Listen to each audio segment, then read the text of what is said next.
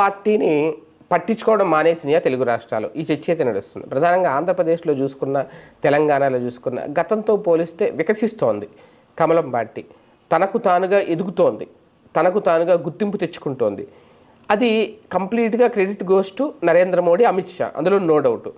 వేరే వాళ్ళని ఎవరిని లోకల్గా ఉన్న నాయకులను చూసి అయితే ఎవరు ఓట్లేరు. అక్కడ మోడీ పాలన అద్భుతంగా ఉంది అని మోడీ పాలన మెచ్చుకున్న వాళ్ళు ఈ తెలుగు రాష్ట్రాల్లో కూడా ఉంటారు. కాబట్టి అక్కడ ఇక్కడ జాతీయ స్థాయిలోను, కేంద్రంలోను, రాష్ట్రంలో ఒకే పార్టీ ఉంటే బాగుంటుందని ఆశించిన వాళ్ళు అటువైపు వెళ్తారు. అలాగే పొత్తులో భాగంగా కొన్ని చోట్ల ఆంధ్రప్రదేశ్లో కూడా గెలిచిన సందర్భాలు. కానీ ఇక్కడ ఎక్కడా కూడా కమల నాయకులకు ప్రాధాన్యత ఇవ్వట్లేదు కూటమి అనేది. ఎందుకంటే మొన్న స్వర్ణాంధ్ర విజన్ డాక్యుమెంట్ రిలీజ్ సందర్భంగా అక్కడ కమలానికి సంబంధించి భారతీయ జనతా పార్టీ అధ్యక్షురాలుగా ఉన్న దగ్గుబాటి పురంధేశ్వరి గారు ఎక్కడ కనిపించలేదు. ఈ డాక్యుమెంట్ మీద కూడా పవన్ కళ్యాణ్, చంద్రబాబు సంతకాలు చేసి రిలీజ్ చేసేసారు దాన్ని. ఇంతకుముందు